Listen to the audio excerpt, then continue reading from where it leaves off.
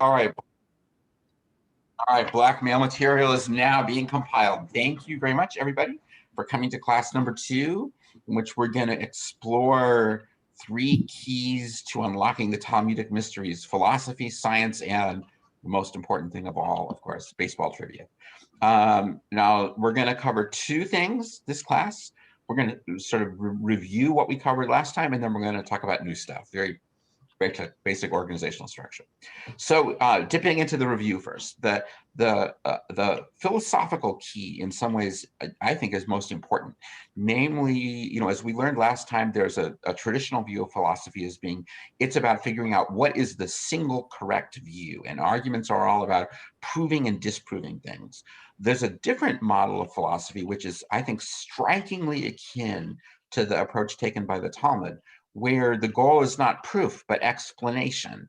The goal is to figure out what is the set of reasonable or plausible ideas, recognizing that there's more than one that has a claim to truth, figuring out what the best possible form is for each of those different competing ideas, and identifying the pros and cons, so that at the end we're left with sort of, as Robert Nozick put it, a basket full of views, and we know which ones are stronger and weaker, and we know why some are better than others. And that is, I think, what we wind up with the Talmud a lot.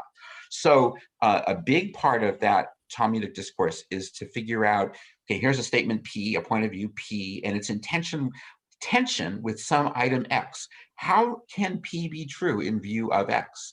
So that's what we're going to encounter a lot as we go through it. A second key is a second set of keys, really, a key chain of empirical science. And here I have to say that Catherine Garrison and Dave Siskind engaged me. They're the 2 practicing scientists in the group, and they engaged me in colloquy via emails, and they sort of corrected me a little bit. So I'm going to give you an amended version of this second set of keys: that all questions are interesting, relevance is irrelevant. That for the scientific, a topic can be of scientific interest based on its just intrinsic interest. It's interesting. You're curious about it. How can this be? That if there's a practical import, well, that's a nice goodie. That's an extra, but it's not essential to why we pick it as a topic. And Dave and Catherine said that, well, that may be true, but when you're looking for funding, it actually is relevant to talk about what the potential application may be. And there's actually an analog in the Talmudic realm too. We're looking at the Talmud itself.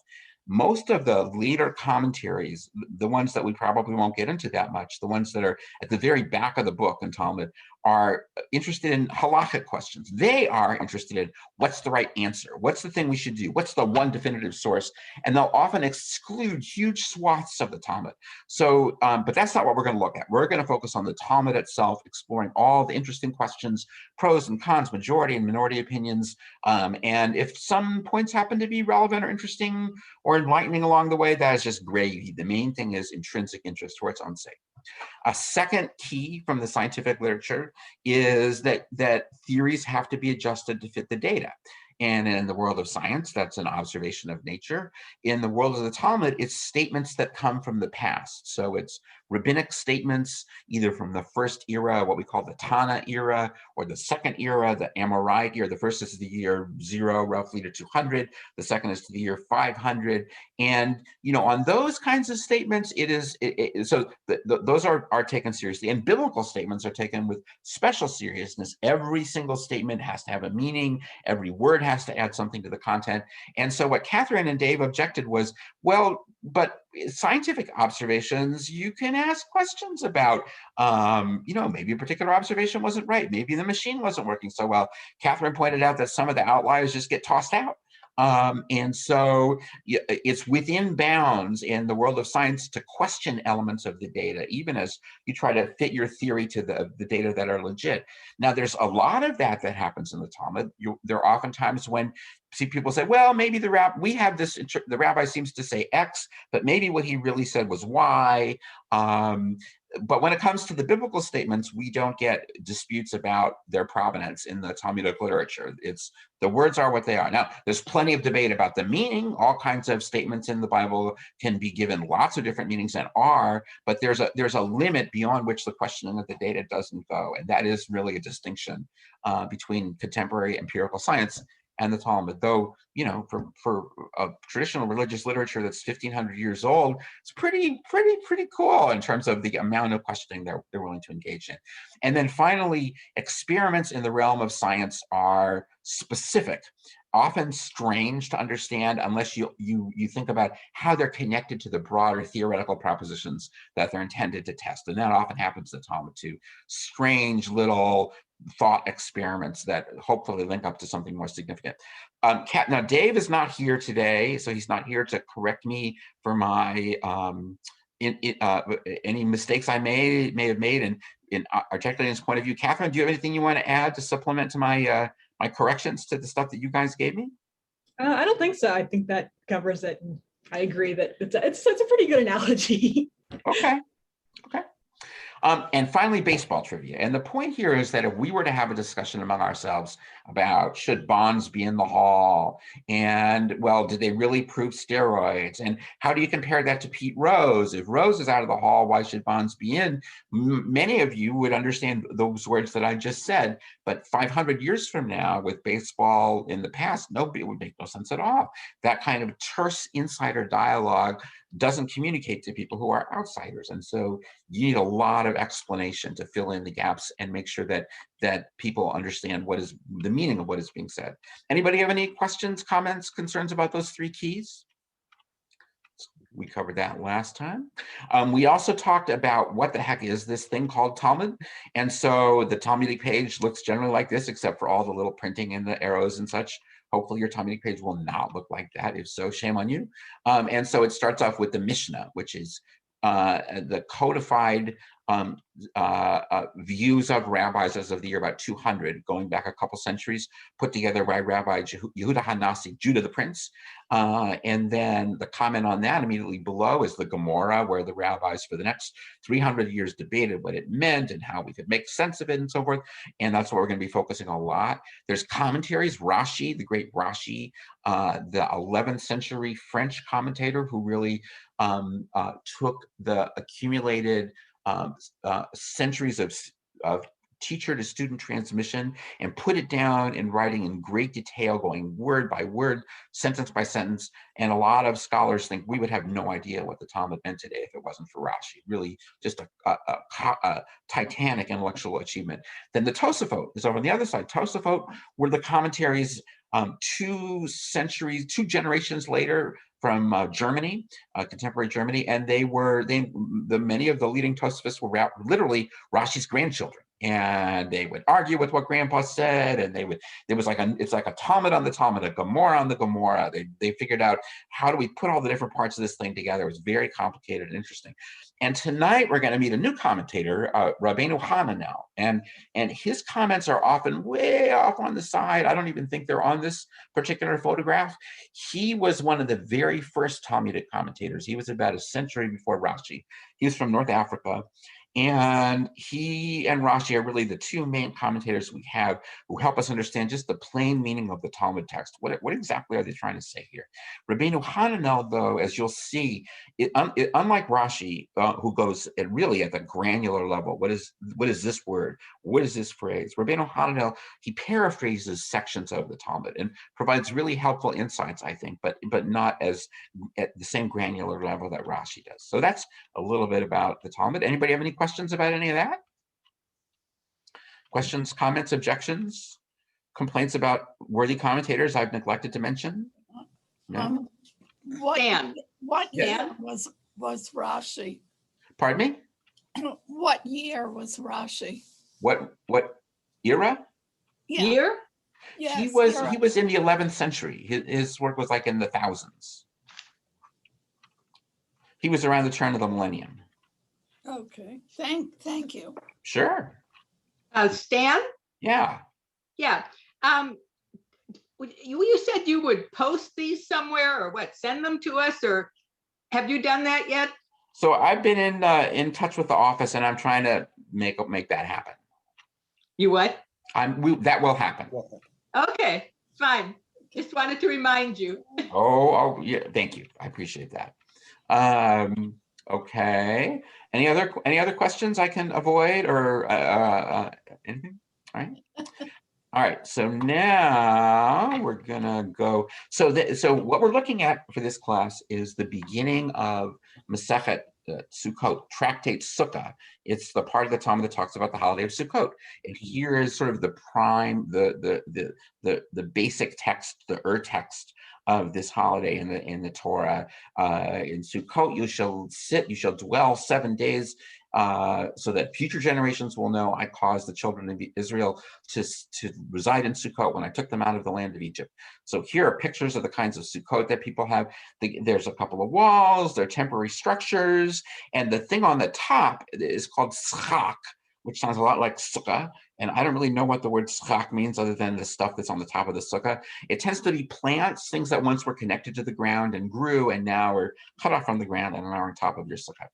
So with that, let's go ahead and dive in. We already began diving in, but we'll dive in again. So the part of the Talmud that we're going to look at begins with the Mishnah saying, all right, a sukkah, which is higher than 20 cubits high, is invalid. Rabbi Yehuda says it's kosher. So a cubit is the distance between your elbow and your, or it's actually the difference between the distance between the pharaoh's elbow and the tip of the pharaoh's finger, which is about a yard or so. So we're talking a really huge sukkah. If it's 20 cubits high, if it's like 20 yards high, it is invalid, except there's not unanimity of agreement. Rabbi Yehuda says it's okay. Now this is an interesting feature of the Mishnah and then the Gemara, which is it records both the majority and the minority views and explores them both. Then the Mishnah goes on, and the anonymous part of the Mishnah, the part that's before Rabbi Yehuda, is generally viewed as the consensus of the rabbis. The plain Mishnah is the consensus of the rabbis. So the Mishnah goes on and says, also, if it's not 10 handbreadths high, this is a handbreadth, so if it's a teeny little sukkah, then if it's either not 10 handbreadths high, if it doesn't have 3 walls, if the schak at the top lets more sunshine pass through than shade, if any of those things is the case, then it is unfit. So that's the Mishnah. We went through this last time, but anybody have any questions or comments? And I should just say that I can't see any of you because I'm sharing my screen, but you can either speak up or you can say something in the chat. And Janice, who is our tech shomeret, our guide, our protector for this session, will recognize you. Or if you need any other help, just raise your hand, raise your cyber hand, and she can help you out. So that's the Mishnah. I have a question, Stan. Sure. I'm sorry to have not been able to make the last, maybe you discussed this last time. I wasn't able to make the program last time, but my understanding is that Rabbi Yehuda Hanassi is generally considered the one who has the right answer. So what does it mean if he disagrees with the consensus? Yeah, so Yehuda Hanassi was the guy who put together the Mishnah.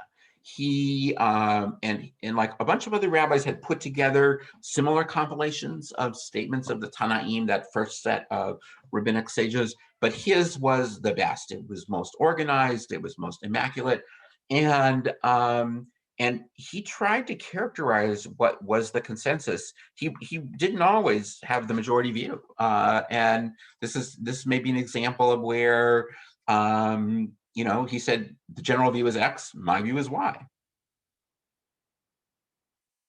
So he's registering a dissent, but he is not carrying the opinion. Yeah, he's now I'm not 100% sure that the Rabbi Yehuda mentioned here is in fact Yehuda Hanassi.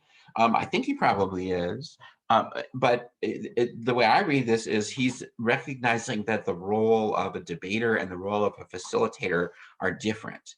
That he's putting together the Mishnah in his role as facilitator, and he recognizes that his point of view on this issue isn't the majority view, and he's saying, here's the anonymous majority view of the sages, here's my view, which is Rabbi Yehuda's view.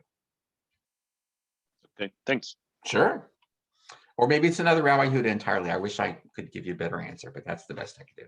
Any other questions, comments about this?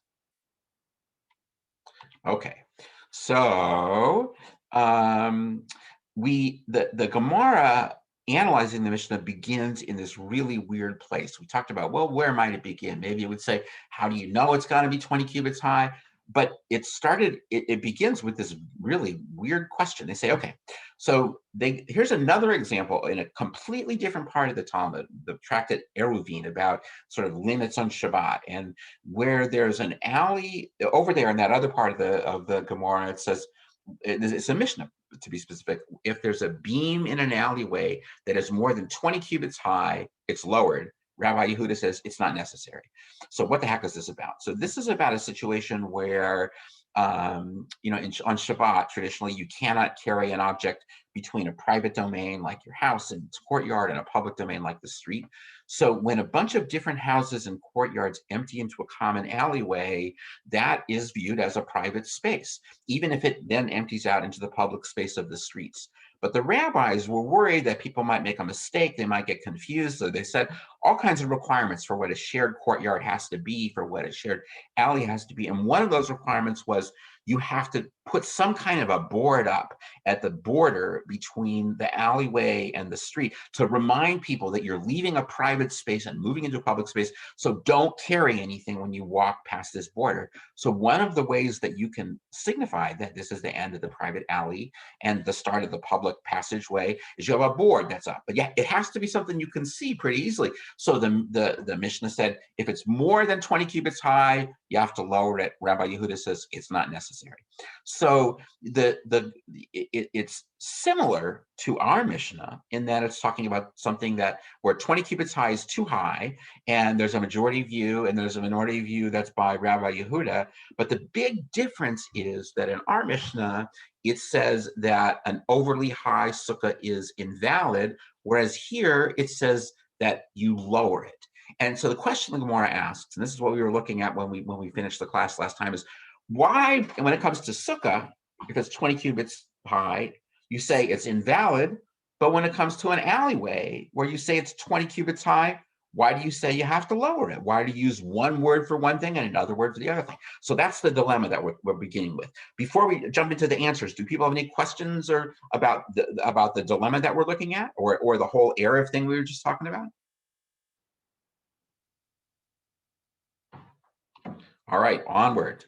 So there are two theories that the Gemara articulates, two different answers to this question, and neither one is very easy to understand unless you look at the commentators, which we're going to do. So the first answer is, the difference is that a sukkah obligation comes from the Torah. The Torah says you got to have a sukkah. So the Mishnah says it's unfit. Whereas the whole alley business about how you have to put up the big board and you have to do these other things, that doesn't come from the Torah. From the Torah's perspective, that's perfectly legitimate. The rabbis are just making extra rules to prevent you from doing something wrong. And so that's purely rabbinic in its origin. So maybe there the Mishnah says fix it. Now, we don't yet understand why that is such a powerful thing, but that's the first obligation, first theory that gets articulated by the Gemara. The second theory that gets articulated by the Gemara begins with two words that I think are really the essence of the Talmud, ibayit ema. If you like, you can say. And what that is saying is, look, I just gave you this one explanation, and maybe it's legit. Here's another, if you don't buy that, here's another completely different explanation. And we're going to look at them both, each on its own terms. And the sort of the presupposition of saying ibayit ema is we're not in the business here of saying what's right, what's wrong.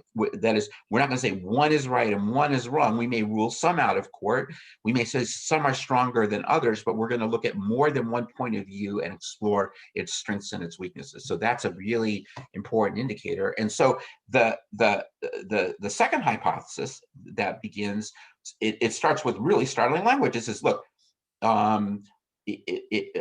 we just said in hypothesis number one that if it comes from the Torah, you got to say it's invalid. If it's from the rabbis, you can fix it. But here's another point of view where, you know what, who cares if it comes from the Torah? You can say fix it with the Torah, but in this case, it's not about whether one is Torah and the other is rabbinic. Maybe what it's about is that the sukkah obligation is lots of things, and an alley doesn't have lots of things. And that's why you say unfit with sukkah, and you don't say, and whereas with the alley, you say fix it. So these are two pretty hard to understand hypotheses on their own. And we're going to dive in and see what the commentators have to say. Anybody have any questions, comments at this juncture? Yeah, this bothered me last week too. I have no idea what many things means. Right, right. And I wouldn't either if it wasn't for Rashi, which we're going to get to in a minute. I'll wait. Hetty, I have a question Please. or comment. If a sukkah were to be 20 cubits high, you would not be able to construct it to meet the other criteria or other.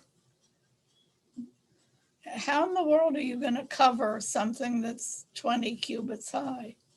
You'd have to get a really long ladder.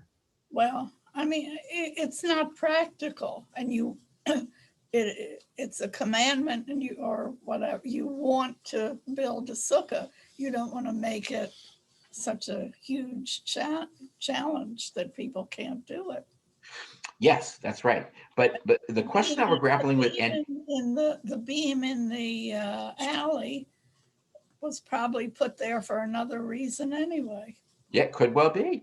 Well, it was put there, it was for a different reason. The beam in the alleyway was to remind people that you're about to leave the private space and go into the public space. Don't carry anything.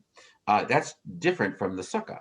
And that's don't carry anything on Shabbat. Right, exactly. Okay. Exactly. Now, the one thing I would say, you're absolutely. Wait, I want to add something to this too. This is Lee Oringer. Sure. All of this talk of what the dimensions have to be, but it doesn't talk at all about how you should measure. And two people measuring the same thing don't necessarily get the same answer. Okay. It seems that something's left out, that's all. I mean, you know, there was like a standard unit of measure, the hand breadth. I mean, there's other discussions elsewhere in the Talmud about what exactly is a tepach, is a hand breadth, you know, how many hand breadths go into a cubit. I mean, they had their system just like we have our system, and there's the metric system. But all the walls on the sukkah are not the same height. The ground may not be level. The pole across the alleyway may not be level. It may meet the measurement on one side and not on the other. It's true.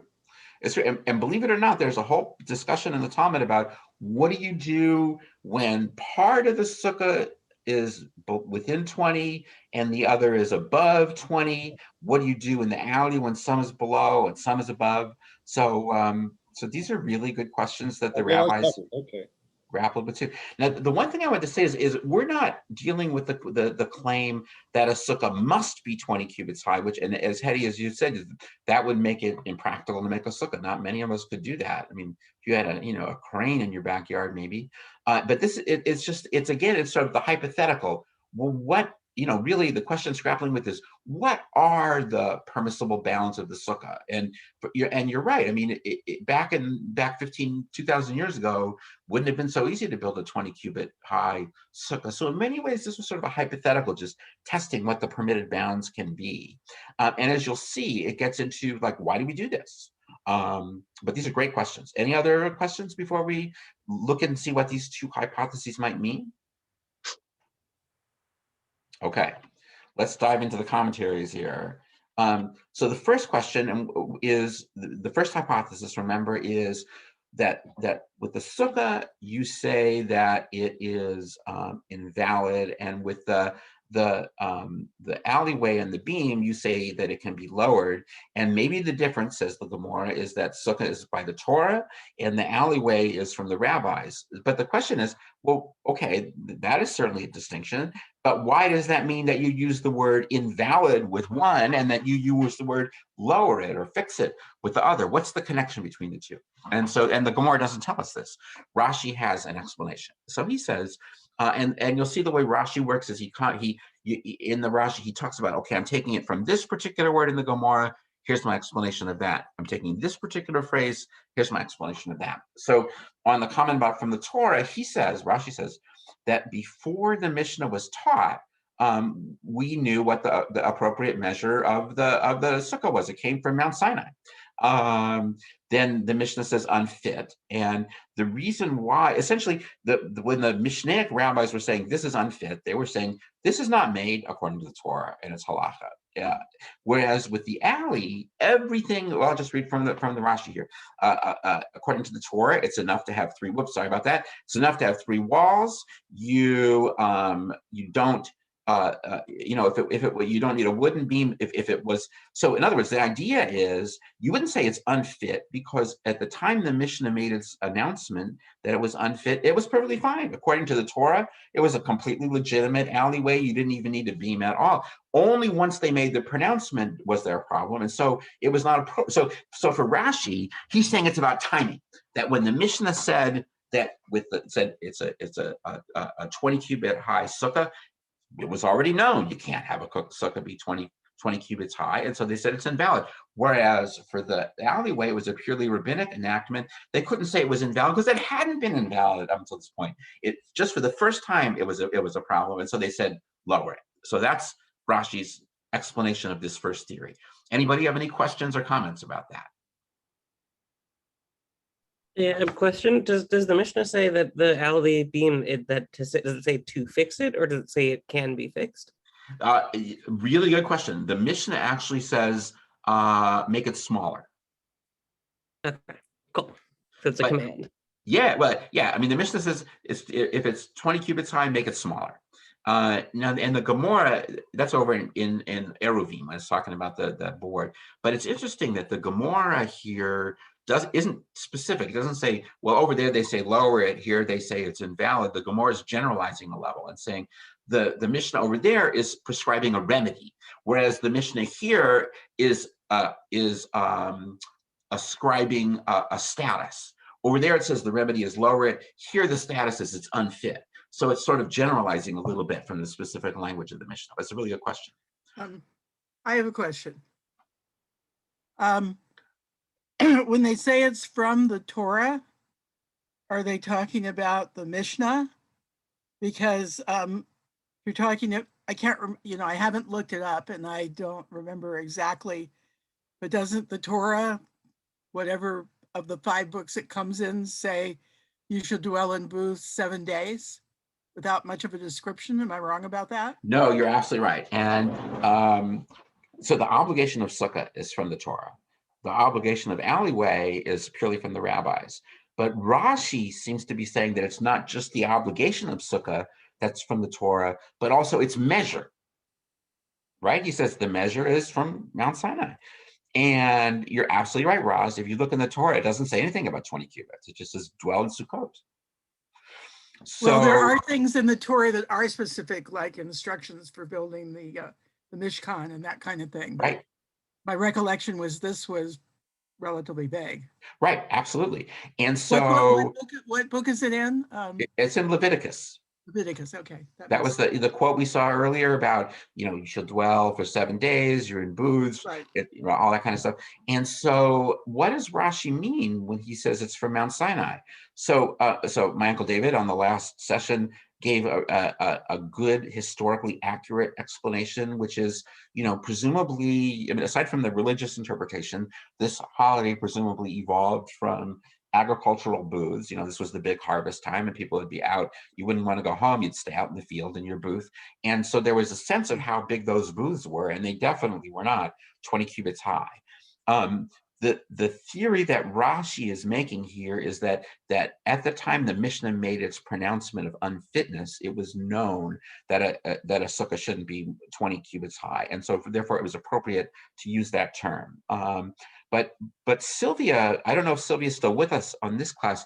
She raised a really interesting question last time, which was, how could Rashi say that the unit of measure was from Mount Sinai if Rabbi Yehuda said, no, it could be more than 20 cubits? Rabbi Yehuda got the Sinai memo. I mean, if there was what came down from Sinai was sort of a big old instruction booklet filling in all the gaps, well, then Rabbi Yehuda had it too. How could they disagree? So the question that was inspired by Sylvia's question is, and Rashi knew this, right? I mean, Rashi knew that Rabbi Yehuda had a different view. So when Rashi said it came from Mount Sinai, What could he have meant? What do you think?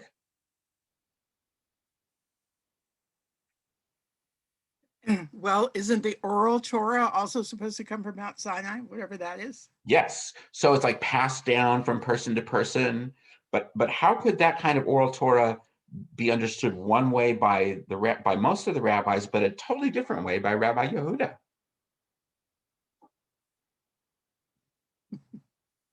That's a good question. Yeah. Yeah.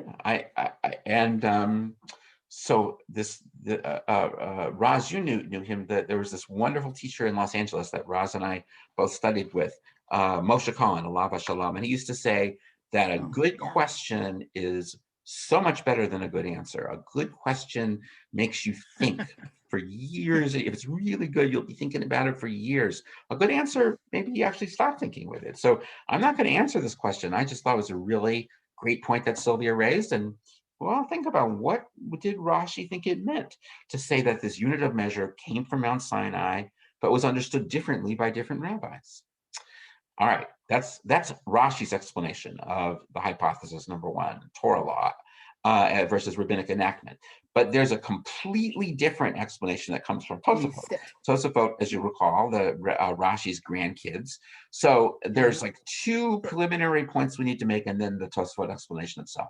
The first preliminary point that the Tosafot makes is he draws on they draw on this another part of the Talmud in the part dealing with Passover, where Rabbi Yehoshua ben Levi says you should never say needlessly crude things. You should say euphemisms, because look, when the Torah talked about the animals that were going into Noah's Ark, it said Noah took from the animals that were pure, tahora, and the animals that weren't pure, the ones that were shelo, tahora. And Rabbi Yehoshua ben Levi says, why didn't the Torah just say he took the pure and the impure animals? Impure would have just been 4 letters. To say the animals that are not pure requires 12 letters. So the Torah was willing, which, every single letter matters. It went out of its way. It was actually like almost not straightforward in order to use a euphemism rather than the crude statement of impure. Now, it's an interesting definition of crude as impure. But so this general notion is we really don't want to be mean in the way we talk even about animals who don't hear us. So we want to use nicer euphemisms rather than nasty things to say. So in this context, saying invalid, that is not nice. That's kind of crude. It's much nicer to say it can be fixed. So we ought to say it can be fixed. However, there's another concept we have to get here to understand what the grandchildren are saying in response to their grandpa. There's this notion of before and after, lechatchila and v'diavad. Lechatchila, the idea is at first, if you have a chance to do it from the start, here's the best way to do it.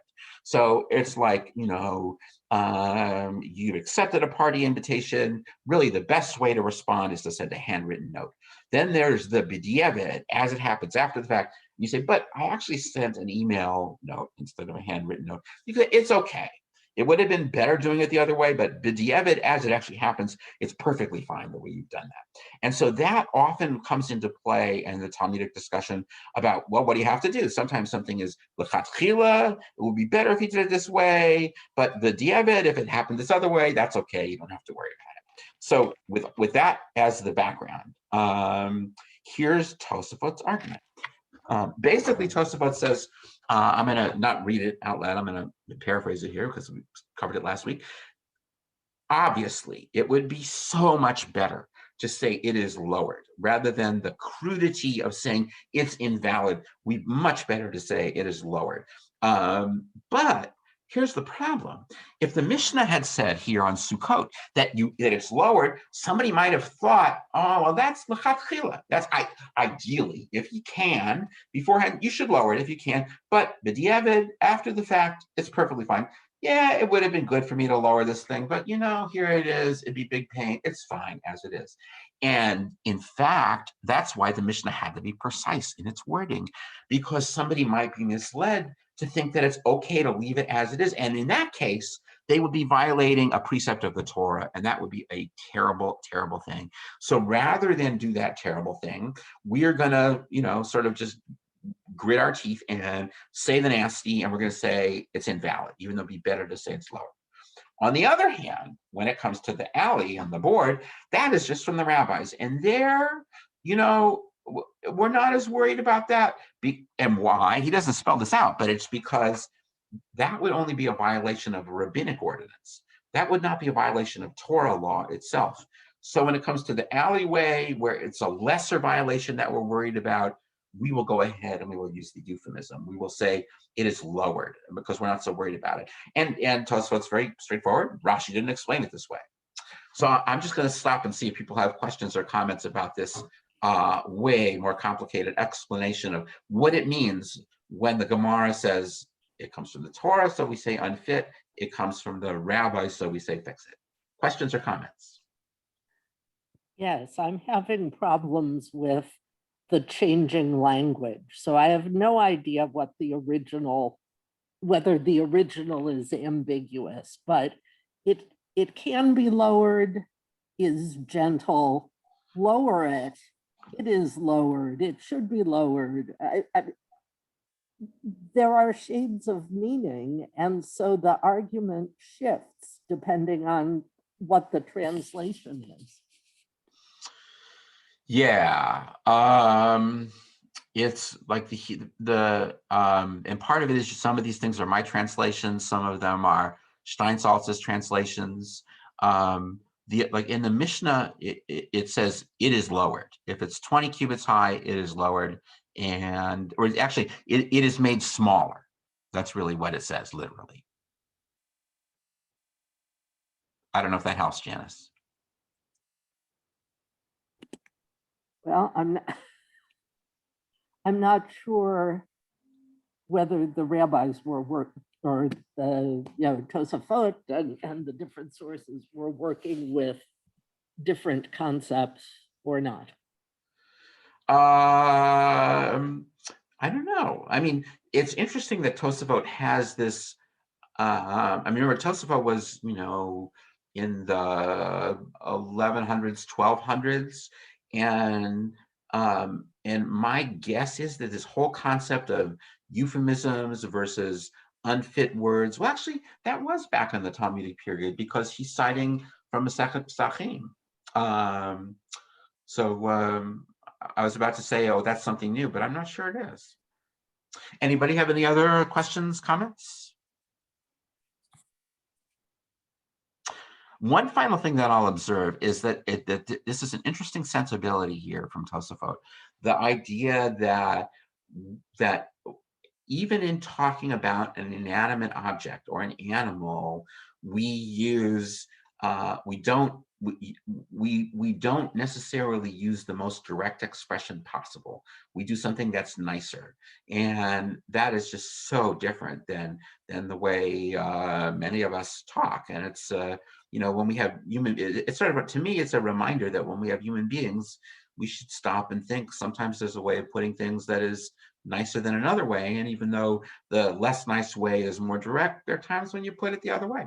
Anyway, and it's also striking to me that concern is so powerful for the Tosafot that Tosafot says we should be willing to let somebody break a rule of the rabbis if that's the price we have to pay in order to use a euphemism rather than an unfit expression. All right, so that is as far as we got last time. Any final comments there? All right, this is an exciting moment in the class. We're going to move onward. Is everybody ready to learn the new material? I want to hear some statements of enthusiasm. Is everybody ready to go on? Yes. All right, in that case, Yes. onward. So now we're going to go back to hypothesis 2, which was the one, I think it was Janice who said, what the heck is that? So what do you mean to say the sukkah obligation has many things, so it says unfit, and an alley doesn't have many things, so it says to fix it? So here's Rashi's comments. He begins by saying, it's okay to say fix it. The fact that it's from the Torah under the second theory doesn't mean that for whatever reason you could say fix it, you could say invalid. That's not what this is about. This is about the nature of the obligation. In other words, it's a sukkah versus it's an alley, not that it's from the Torah versus it's from the rabbis. So here's what he says. Does somebody want to read Rashi's statement about the sukkah has many things? Can I have a volunteer? I will. All right, I go will. for it. All right. The sukkah has many things. The remedy for one thing isn't the same as the remedy for another. You'd have to change the words you use for each individual correction. For example, I think that's supposed to say if. Yeah. If it's too tall, you'd say lower it. If it's too short, you'd say raise it. If it doesn't have 3 walls, you'd say make another wall. If there's more sun than shade, you'd say add shak, which is the vegetation on the sukkah's roof. Accordingly, the Mishnah definitively uses the word invalid, since all of those things are included in that term. An Perfect. alley doesn't have many things in that particular Mishnah. Well, okay. So here I just put up what the Mishnah is that we're commenting on, where it's not just if it's 20 cubits too high, if it's if it's below 10 handbreds it's too small, all these other things. So what is Rashi saying? Why does Rashi say that the Mishnah here says it's invalid rather than lower it or make it smaller? How would you paraphrase his point? Because there are 3 different problems that have 3 different solutions. So he wants a word that covers all 3. Exactly. Now, when he says an alley doesn't have many things, what do you think he's meaning? Like, why does he say in that particular Mishnah? And what is the point there? Here's the Mishnah.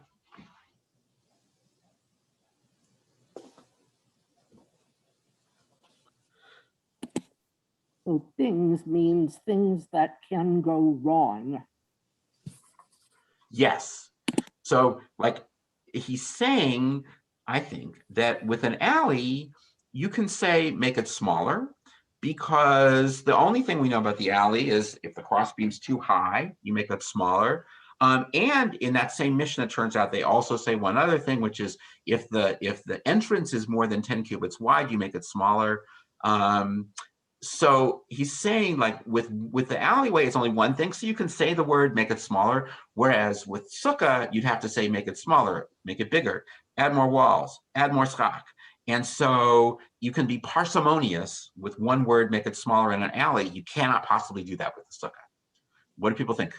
What do y'all think about this? I think the beam could also be too low. Could be. And not only that, there are other requirements that apply to an alleyway. Like you have to have the way you form one synthetic community, and the way you do it is food is so central in Jewish life. So you take food and you put it in one courtyard out of the many courtyards that are together. And you have to have somebody who guards that. And so there are all kinds of other requirements. So how could you possibly say an alley doesn't have many things? So I'll give you a hint to that question. Notice what Rashi says. An alley doesn't have many things.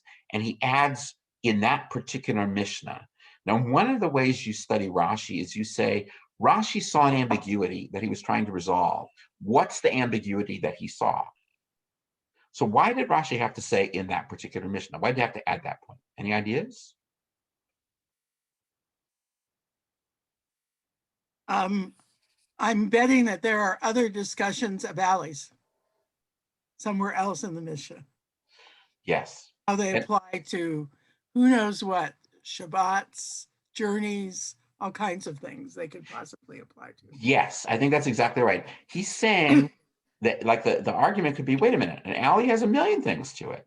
So how, and he's saying, okay, in this particular Mishnah, it just has one thing, which is, is it too big or not? And so you can say make it smaller. So that's a helpful clarification. So in other words, theory number one is something about it's intrinsic in the nature of the obligation or its origins. Theory number two is this is just pedagogy. The Mishnah is trying to explain the Mishnah uses as few words as necessary to get across its point.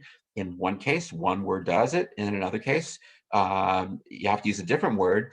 And each time they pick the word that enables the most parsimonious explanation of the subject matter. Any final thoughts about this? Stan? Oh, what's going on? Okay. It's maybe you covered this, but it's different to say it's unfit than to say it isn't necessary or it isn't required. Right. Well, So, it is unfit. It's like if it's more than 20 cubits high, it is not a kosher sukkah. right. So it's unfit.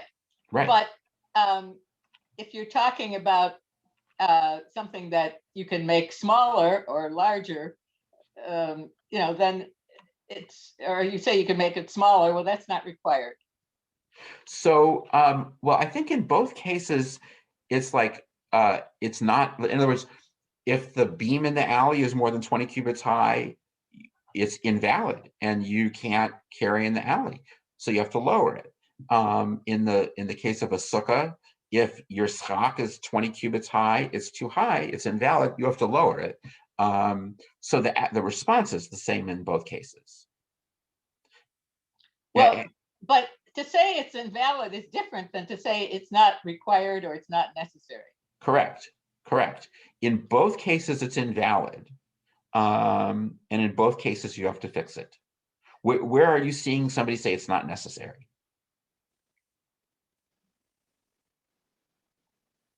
Back with Rabbi Yehuda. Oh, yeah. So, great. So Rabbi Yehuda here, so in the Erev section, the majority view is 20 cubits is too high, is invalid, so you have to make it smaller. Rabbi Yehuda says it's perfectly valid. Remember, when it came to the sukkah, Rabbi Yehuda said 20 cubits, nah, not a problem. Later on, we'll see he says 40 cubits, 50 cubits, not a problem. Rabbi Yehuda says it's not a problem, so you don't have to lower it. Does that help? Okay. Does that make But sense? I think the significance of the many things is to say that if the sukkah, because the sukkah has many requirements, to say that it's too high, if you lower it, that doesn't mean that it satisfies the other requirements. But True. here, we're not talking about the alley, we're only talking about the beam. True. And the beam only has one requirement, which is to be not more than 20 cubits high. So if you lower the beam, then it satisfies the only requirement at issue. So you can lower it. But with the sukkah, you don't know that it satisfies the other requirements. They're not given. They're not in the conversation. Cool. Thank you. That's great. That's a great point. Any other questions, comments? All right. So to sum up, we really have three different answers to this question. It illustrates, remember we're talking about the philosophical point of view, that what we're about is what's the basket full of explanations and what's the strongest form in which you can put it, and understanding their strengths and weaknesses. So one articulated perspective in the Gemara is it's Torah obligation versus rabbinic obligation, but we have two different interpretations of that. With Rashi, it's about the time when the decision was made. Was it already settled? In the case of the Torah obligation, it was, so it was invalid. In the case of the beam in the alleyway, it was not settled yet, so they couldn't say it's invalid. They can only say from now on, lower it. Then Tosafot, a completely different explanation, which is we always want to use the euphemisms when we can, but to do so in the case of a Torah obligation is too dangerous. We might be encouraging people to break that Torah law, so we have to be more explicit. In the case of a rabbinic law, we're willing to risk that people will break it rather than use a crude phrase, so we can use a euphemism. So those are two different explanations of Torah versus rabbi. And then finally, we have the numerosity explanation, which is it's all about pedagogy. When it comes to the sukkah, you can't say lower this, raise this, blah, blah, blah, blah, blah. You just use one word. It's invalid, and that implies all the rest. Whereas with the beam and the alley, one word does it. You can just say lower. Any final questions about seeing all these possibilities here? All right.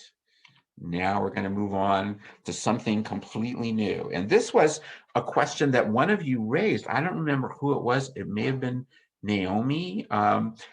When we began the talking about the Gemara, I posed the question, so what do you think if you were like starting a Gemara and you were looking at the Mishnah, what would your question be? What would you start out the conversation with?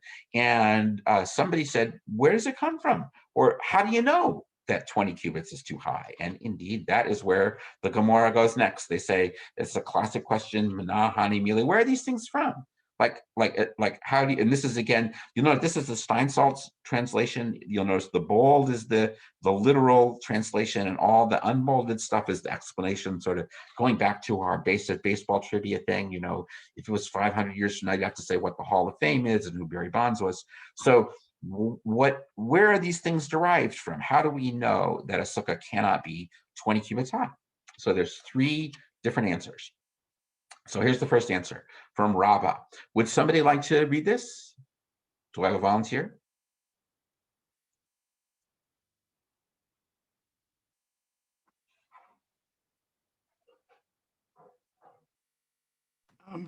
I'll read it. Did you hear me? Yeah, go for it. Yeah, okay. Rava said that it is derived as the verse states, so that your future generations will know that I caused the children of Israel to reside in Sukkot when I took them out of the land of Egypt. Leviticus 23:43. In a sukkah up to 20 cubits high, even without a concerted effort, a person is aware that he is residing in a sukkah. His eye catches sight of the roofing, evoking the sukkah and its associated mitzvot. However, in a sukkah that is more than 20 cubits high, a person is not aware that he is residing in a sukkah because his eye does not involuntarily catch sight of the roof, as at that height, without a concerted effort, one would not notice the roofing. Great. Now, somebody want to paraphrase what Rava is saying here? Why does Rava say that because the Torah says so that future generations will know, that means that the sukkah can't be more than 20 cubits high?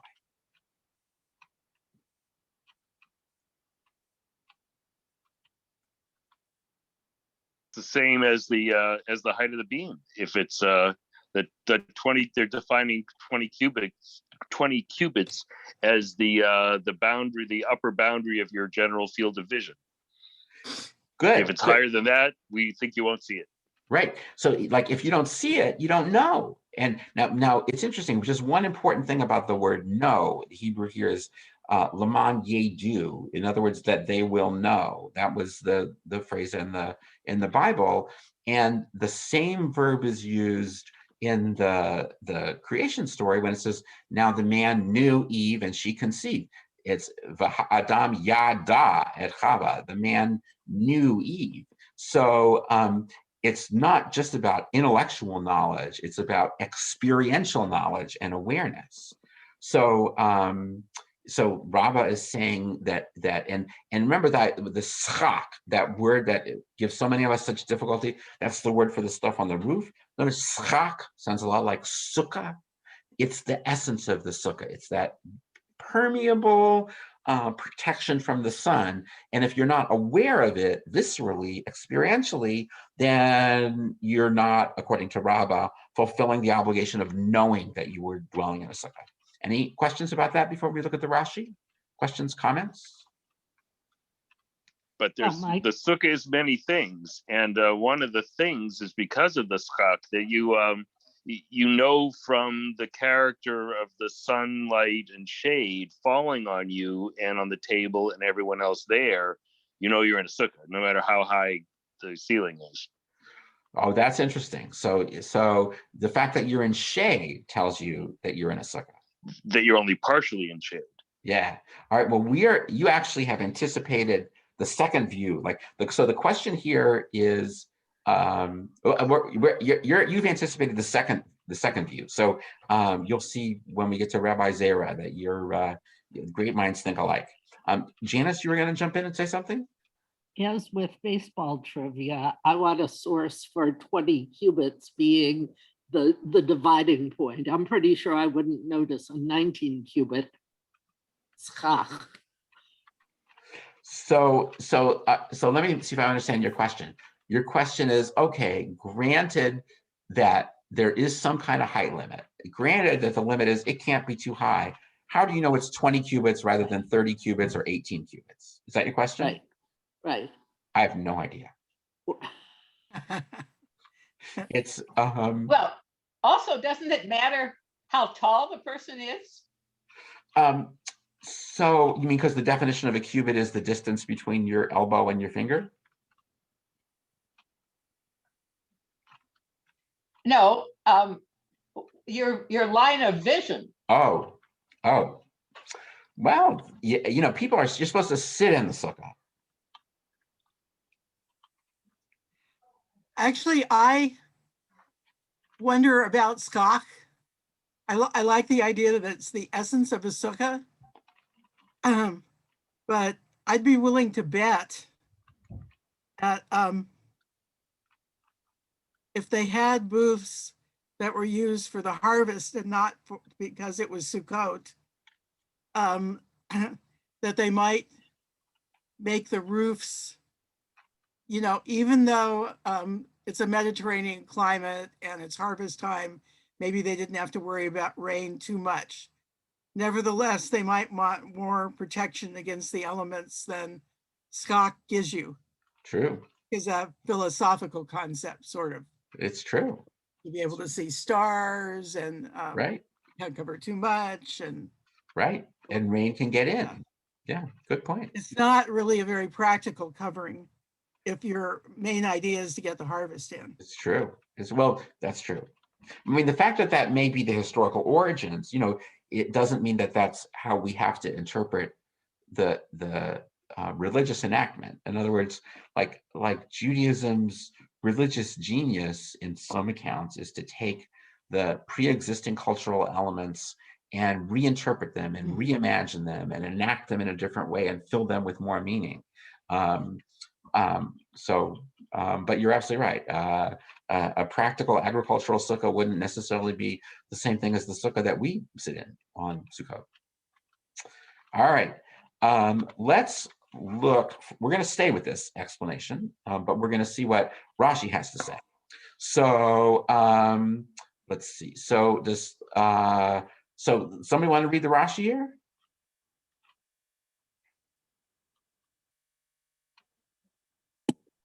Won't make you keep waiting. In order that they will know, make a sukkah so you recognize that you're sitting in it. As it says, they will know that I made them sit in Sukkot. I commanded them to sit like this. Okay, hang on a second, Janice. So what Rashi's saying here is that you're supposed to be sitting in the sukkah, you're aware of the schach, which is the essence of the sukkah, and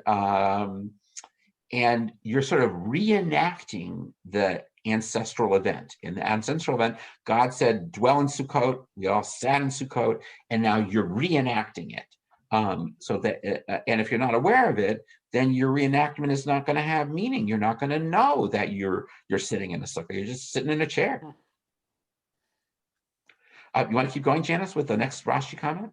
Sure. I also want to comment that I don't think he's adding anything new. I think he's just restating what's already plain. Okay. His explanation of their eye does not catch sight. The person doesn't see the schach, and a sukkah is essentially the schach, as you can tell from the name. Good. All right. Anybody have any other comments about this, the first explanation by Rabbah and the explanation of the explanation from Rashi? All right. So now we're going to go Here we go to the next one. And Daniel, it's only fitting that you read Rabbi Zera because he is, you anticipated him, or maybe he anticipated you. He did come first. Rabbi Zera said that it is derived from here. The verse states, and there shall be a sukkah for shade in the daytime from the heat, and for refuge and cover from storm and from rain. Isaiah 4:6. In a sukkah up to 20 cubits high, a person is sitting in the shade of the sukkah, i.e. the shade of the roofing. In a sukkah that is more than 20 cubits high, a person is not sitting in the shade of the roofing of the sukkah, but rather in the shade of the walls of the sukkah, as their considerable height provides constant shade, rendering the shade of the roofing irrelevant. All right. So Rabbi Zera says it's all about the shade. And why is it that a sukkah 20 cubits high doesn't fulfill its mission of giving you shade? Because the shade is not coming from the skach, but it's coming from the walls. Exactly. And here, just for a little bit more background, here is the biblical verse that this is taken from. It's not from the Torah. It's from Isaiah's depiction of the Messianic era, where it says God will create over the whole shrine and meeting place, cloud by day, fire by night. Over the whole glory will hang a canopy, chuppah, what we use for weddings as well. And then the line that Rabbi Zera relies on, and the sukkah shall be for shade in the day from the heat. So that's where it comes from. Any questions, comments about that before we go look at the Rashi? All right, you guys are already waiting for the Rashi. Who would like to read the Rashi? Dan, you want to keep going? Sure. Just trying to get it on my screen here. And the sukkah will be for shade, says Rashi. That implies that it is schach unless it is not schach unless it makes shade, but rather in the shade of the walls. The shadows reach from one to the other because of the wall's height, and there's no need for the schach. Right. So in the first one, Rashi's going off like the words are, the sukkah will be for shade. And so Rashi says that tells you about the concept of the sukkah. It says if it's no shade, it's no sukkah.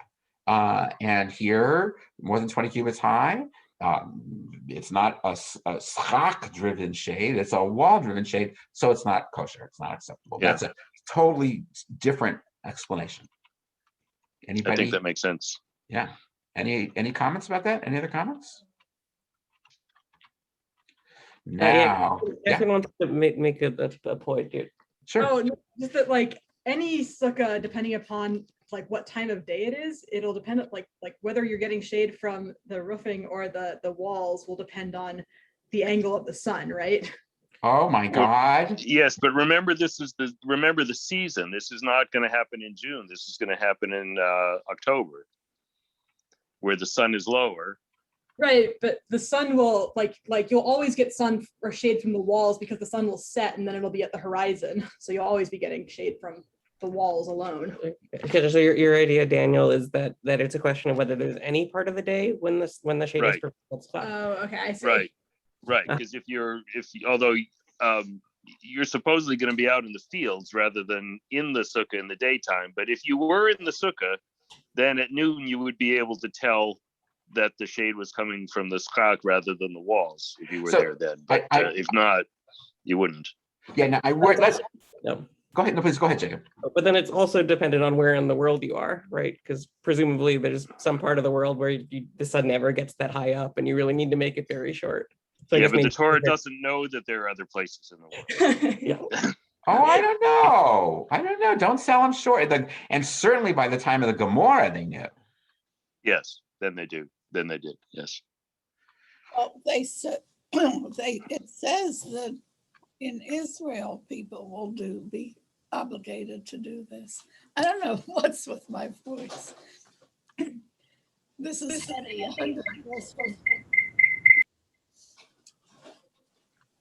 I'm sorry, say again, please.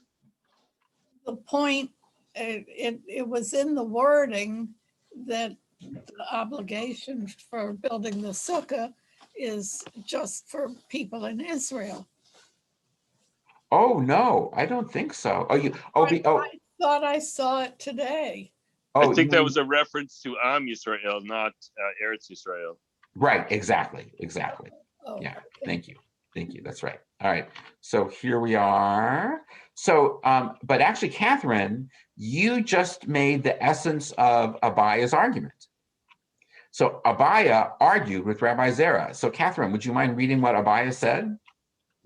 Sure. Abaya said to him, but if it is so hot that no one is required to sit in the shade of the roofing of the sukkah, then in the case of one who makes a sukkah in Ashtarot Karnaim, which is located between two mountains that prevent sunlight from reaching there, so too it is not a fit sukkah since he is not sitting in the shade of the roofing. Which is essentially the point that you were making.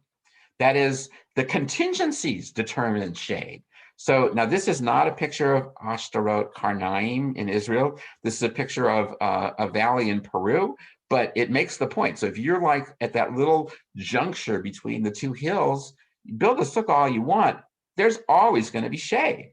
And so Abaya says, oh, so basically you, Rabbi Zera, you're saying that a sukkah there is bound to be not kosher because you'll never have shade from the schach. It'll always be from the mountains.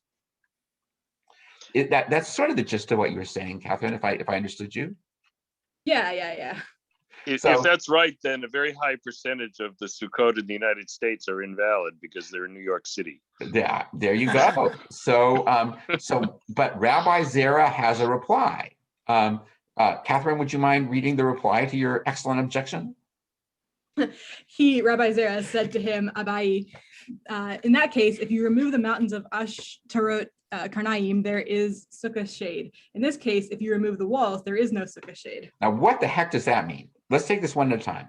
If you remove the walls of Ashtarot Karnaim, there is sukkah shade. What does that mean? That we can figure out. Yeah, I mean, the issue is the mountains, right? If the land's flat, if you get rid of the mountains, the land's flat and you can get sun part of the day again. Exactly. Right. But what does he mean when he says, if you remove the walls, there's no sukkah shade? Does he mean the walls go away and the sukkah comes crashing down to the ground? Without walls, there's nowhere to put the schach. Right, but is that what he's saying? Like you remove the walls, the schach comes crashing down to the ground? I think what he's saying is something different. What else? Yeah, I think what he's trying to say is you're not responsible for the mountains, but you are responsible for the walls. Maybe. What I think he might be saying is, if you do a thought experiment and you imagine, like we have this sukkah in Ashtarot Karnaim, and you imagine the mountains are gone, you can see that there would be shade.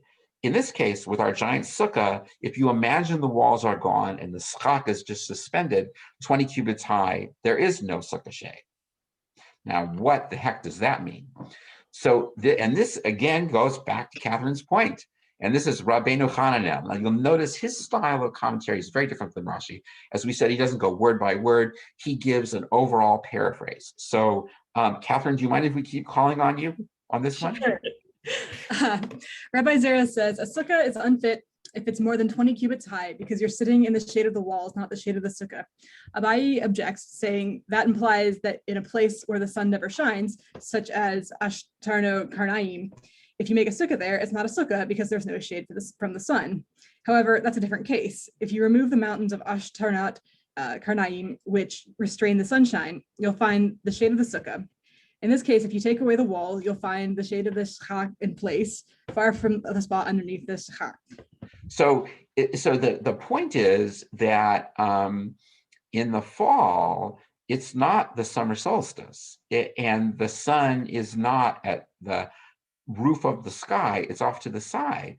And if your schach is 20 yards high, the shade that it casts is going to be way off to the side. You're sitting there under the schach expecting to get that shade, and in an imaginary world where there are no walls at all, you'll never get the shade because it'll be someplace else. What do you think?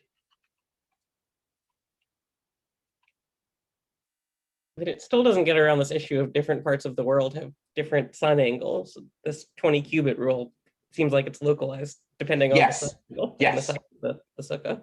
Yes, I mean what he's dealing with here is the objection the Rabbi Zera said the problem is the shade is coming from the walls, not the sukkah. And so then Abaya's objection is, well, if you're in the mountains, the shade's coming from the mountains, not the sukkah. So, and that can't be right. There has to be a legitimate sukkah you can make there in the mountains. And so then he's forced to clarify and say, okay, it's not just that the walls create shade, it's that if the sukkah is that high in the Israel and the land of the Palestine, Israel, where the sukkah mitzvah emerges, we're never going to be under the shade. So it has to be close enough that we can be under the shade of the schach. But you're right, Jacob, it presumes a certain placement on the globe. You're absolutely right.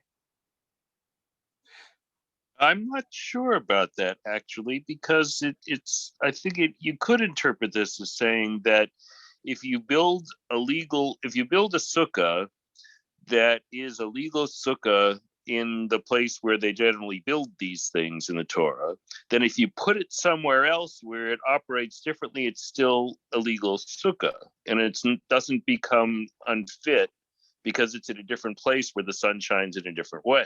Oh, nice. So the way we define the unit of measure is in its initial application, and you export it geographically with those same measurements. Right. Cool. All right. Any other thoughts? Yes. An objection to Go for it. Rabbeinu Hananel's analogy, which I believe is non-scientific. He's implying that the walls direct the sun from the top down onto the people. And of course it doesn't. The walls are providing the shade if the sun filtering through the schach doesn't reach the people. So to me, it's nonsensical, or perhaps just for the sake of argument rather than trying to be logical. Did I explain that clearly? It's like the walls somehow direct the sunlight. Yeah. And they don't. Right. The light will be on the walls. Yeah, I think if what removing the walls makes a difference. I think he's saying, imagine that instead of walls, we had just like little bitty poles. So there was like one little bitty pole right in the middle that was holding up the schach.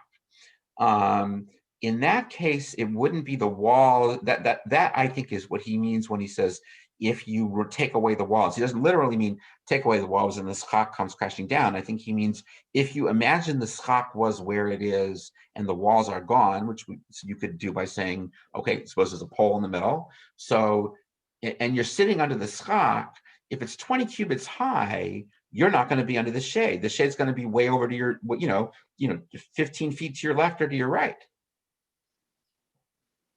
If it rains, the walls will make sure that the rain falls down on you. But sunlight doesn't work that way. Right. The walls don't force the sunlight to go straight down. Correct. No, it's not the walls, it's not the presence of the walls that forces the sunlight to go straighter, to go more straight than at a sharp angle. It's the height of the walls. If the walls are lower, then there's less room for the shade to be offset, is the point. Yeah. But a higher wall will offset the shade more. It's not that the walls are doing that, but their height changes the angle of where the shade ends up. Right, I understand and agree with that point. I'm talking about the final paragraph that's on the screen now. So am I. The point is the context of this is the walls being too high. So it's not that the walls are gone, it's not that walls are gone that makes the shade move, it's that the walls we're talking about are too high. If the walls are not too high, then if you take the walls away and you just have the schach suspended by the four corners, then the shade will be pretty close to the floor. But if the walls are too high, then the shade will end up somewhere else. So he's saying that's not good enough, because the shade moves because of the height of the walls. Does that make sense, Janice? No, but I'm ready to go on. Oh. The last paragraph doesn't say anything about the height of the walls. It says if That's you what it's take about, though. mountains away, then a fit sukkah is fit. So it's fit within the mountains. If you take walls away, enough. But it's talking about over height walls. That's about if you take Right. away the over height walls. Right. It's distinguishing between a normal height walls in the mountains versus over height walls not in the mountains. Right. He's trying to say why, like rabbis there, and it's wonderful, Daniel, you are manning the barricades in defense of your predecessor, Rabbi Zera's view. It's beautiful to hear. So Rabbi Zera said, it's all about the shade. And then Abai says, wait a minute, man, if it's about the shade, then you're telling me perfectly lovely sukkah over there in Ashtra Karnaim, where you and I just spent Sukkot last year. You're saying that's not kosher? What do you mean? Said, no, this is different. Now we're talking about a sukkah where the walls put the schach up so high that the shade, even if there's no walls at all, even if it's magically suspended up so high, the shade is not going to be us. It's not going to cover us sitting here in the sukkah. It's going to go way off to the side, so there's no shade. It's like, imagine you're at a beach and you have umbrellas to shade you from the shade at the beach. If the umbrella is just over your head, you're pretty safe. The sun is not going to hit you. But if you imagine that umbrella goes like 60, 20 yards to the sky, the shade's not going to be over on you. It's going to be on somebody, 20 yards down the road on the beach. Does that make sense? No matter how high the roof of the sukkah is, and no matter what angle the sun is, some of the shade will be in the sukkah. Directly under the roof, there would be shade. It may mostly be outside, but some of it would be there. Also, I don't think there's any rule about the roof of the sukkah being flat. And if one tilts the roof, you could get more shade in the sukkah. Okay. All right. So that's our Right. second. I do get Daniel's point. Okay, cool. Thank you. All right.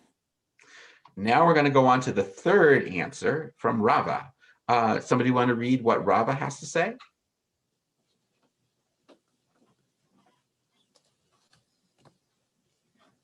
I'll read it. Thank you. Okay. All right. Rava said that the halakha is derived from here. In Sukkot, shall you reside 7 days. Leviticus 23:42.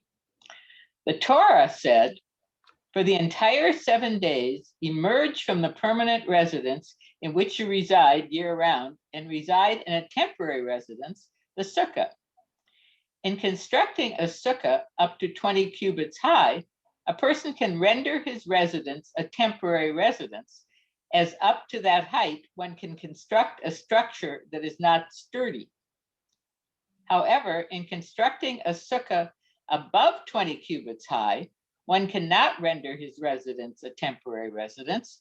Rather, he must construct a sturdy permanent residence, which is unfit for use as a sukkah. Oh, all right. So would you mind continuing a little bit with the Rashi? 7 days, a sukkah of 7 days and no more. In other words, it's temporary. Light walls are enough. Above 20 cubits, its foundations and walls need to be fixed so they don't fall. All right. Anybody want to paraphrase what so Rava is saying? It comes from the statement that we read earlier on, saying, you shall live for 7 days, you shall live in a sukkah. Why does that mean that a sukkah can't be 20 cubits high? Because we can't imagine there are ever going to be building materials other than the stuff we have right now that might be sturdier and could go 20 cubits in a temporary structure. Right, exactly. It's like, and Rashi has this cute thing, do it for 7 days, meaning just for 7 days. That doesn't mean it's illegal to keep your sukkah up for more than 7 days or anything like that. But the point of building a sukkah is something that can last for 7 days. It should be temporary, and that means it has to be small, can't be too big. Any thoughts about that?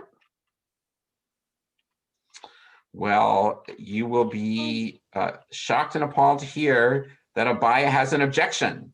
And you all have been volunteering beautifully, so I will read this part. So Abaya said to him, but that implies if it's made with walls of iron and schak is on top, this too is not a sukkah. Meaning, okay, so Rava, you think that it's all about permanence versus temporariness. Well, what if you build a nice, small, tiny little sukkah out of iron? Are you saying that's not kosher? Who says that's not kosher? That's the objection. Any thoughts about that objection? Okay. No thoughts about the objection. So here is how Rava replies to the objection. Rava says, this is what I'm saying to you. He has to reformulate his view. So in a case where one constructs a sukkah up to 20 cubits high, a height that a person typically constructs a temporary residence, even if it's a short residence and it's usually temporary, if he makes it sturdy like a permanent residence, he also fulfills his obligation. However, in a case where he constructs a sukkah more than 20 cubits high, that's a situation where a person typically constructs a permanent residence. So even if he winds up making it like kind of floppy and less sturdy, even so, he does not fulfill his obligation. Does that make any sense at all to people? Mm-hmm. So here's how Rashi explains it. It's that the Torah, I find this a little confusing, but Rashi, I think, helps out. So the Torah isn't saying you have to make your sukkah temporary. It's only saying that for the sake of measurement. It says, make it small enough that it can stand with temporary poles. What do you all think of this? Questions, comments? Imagery.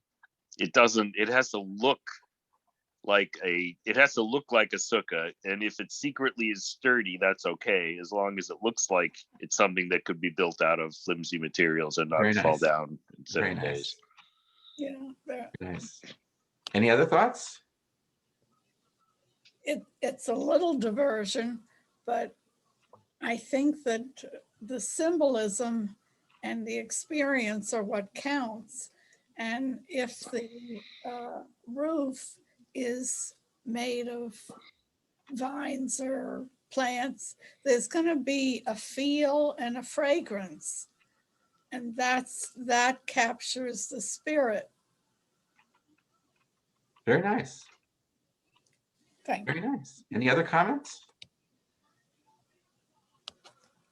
Is there any question as to the fitness of a foldable sukkah kit where the walls are permanent, they just fold up till the next year? You know, there's a saying which is you don't make legal rulings based on the Talmud. But I think the rule there is like there are people who have a room in their house with a retractable roof that they can cover with schak, and that's considered a kosher sukkah. Ah, well, all right. So you know, so it goes that far, but it can't be more than 20 cubits. It can't be 20 cubits high. So I just want to point out one feature of these last two arguments, which is the dialectic.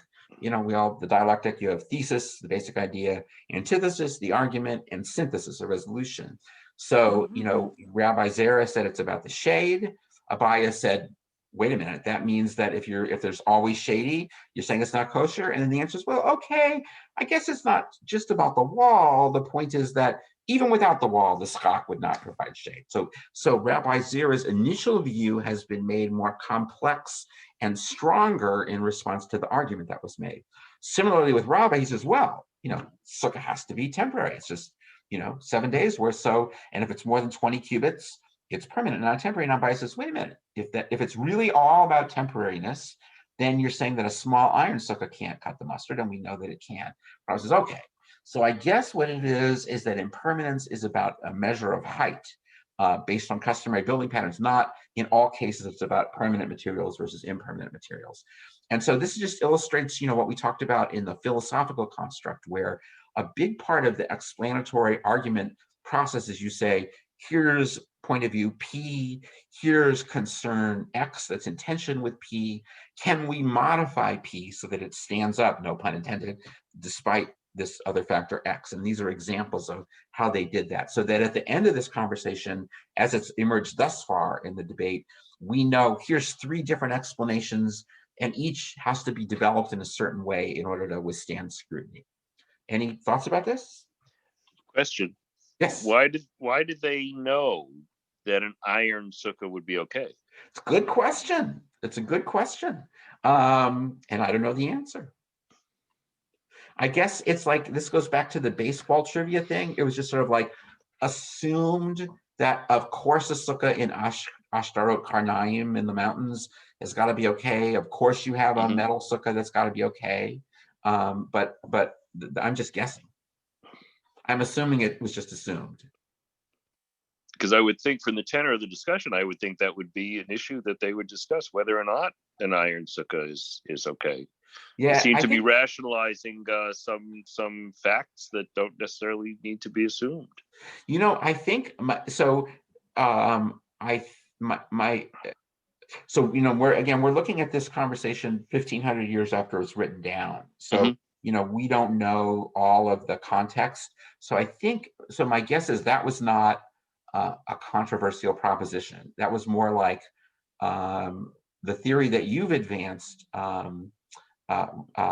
Rabbi, which one was this? Rabbi Rabbah, that conflicts with what we all know to be true, which is namely you have an iron sukkah wall, it's still okay. So people were hauling iron sukkot out into the fields? Well, now remember, the fields thing, I'm worried that I got into the fields thing too much. That's just the sort of the scientific historic explanation of the dim origins of Sukkot, that in the reality of where it's observed right next to people's houses. Yes, but aren't they trying to recreate what was done in the field? No, like the rules of, for example, the Passover dietary rules, where we're trying to recreate how long they had to bake the unleavened cakes before they had a run. So somebody decided, okay, it was significant, they couldn't let it rise, so we have to give them only enough time so it couldn't possibly rise. So then we'll back into it. That will reverse engineer the unleavened cakes. So here I would think that that they're trying to do the same thing, is to establish rules that fit what they lived in for 7 days during the harvest in the fields. And I wouldn't think that iron would be part of that reverse engineered set of rules. Right. So they are hearkening back to an earlier experience, but it's not the experience of being in the fields. Here, let me go back a few slides. Here we go. Let's see. More than a few slides.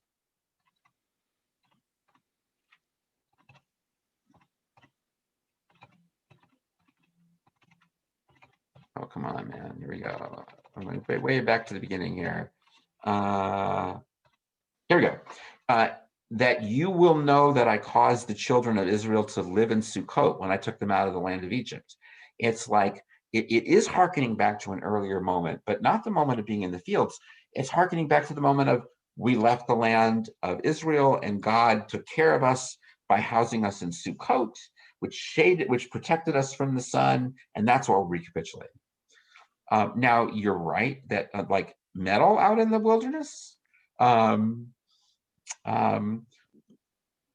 point. Not there, yeah. It's a good point, but that's not how it evolved.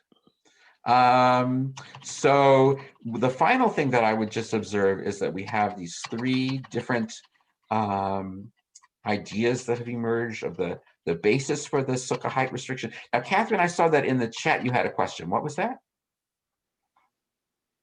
Oh, Jacob and I were talking about how the first explanation is meaningfully different from the third, or if it really is, because they both really seem to be about noticing that you're in the sukkah. One's about noticing, you know, the roofing, and the other is about noticing the walls, but they're kind of like, in my mind, effectively the same thing. Yeah. So that's a really good question. So it's like almost at the core, does it feel like a sukkah, both of them? Right. as Right. talk doesn't feel like it's temporary. Right. So it's like, it seems to me these three different ideas are getting at three different themes of Sukkot, and the kind of like, so knowledge is, I know that I'm under the schach, symbolic of God's sheltering presence in the wilderness in hard times. Shade, I know I'm that God's presence is protecting me from the sun, not entirely, but offering sun protection. And then impermanence, it's like, we shouldn't be under the illusion that our situation in life is a permanent thing that is set forever. We need to recognize that where we're dwelling is something that's impermanent and temporary. So it seems to me those are a couple different themes that this gets us in touch with. And next time, we're going to return to these three themes, and we're going to see how the Gemara subjects it to more pressure testing. Any final comments, questions? Here, I'll stop sharing. Any final observations, complaints? I like the philosophical aspect of it. That we What do you mean? That it's the importance of the symbolism that we just touched on. Yeah. And, you know, me always harking back to the history. It may not be important to find this out, and there may be no way of finding it out, but I'd be interested in knowing when they started having Sukkot, because it was a pilgrimage holiday to start with, right? They went to Jerusalem, or people who Yeah, you know, that's a really interesting question. I don't know the answer. Mhm. So that It was people like, who, if you couldn't go to Jerusalem that year, did you have a sukkah? Or were right, there in Jerusalem? right. Good question. I don't No know. way to know, but I'm curious about that. Me too. Let's look it up between now and, well, we have several weeks. The next class is not till July 11th. So Roz, you and I have a lot of time to try to ask Dr. Google and figure out the answer to that question. So we don't have a class, no class next week? No class next week, no. And then the week after that is going to be the 4th of July. We'll come back together on July 11th. Okay. Anybody have any other, let's see, any other comments, reactions to this evening's discussion? Anything else?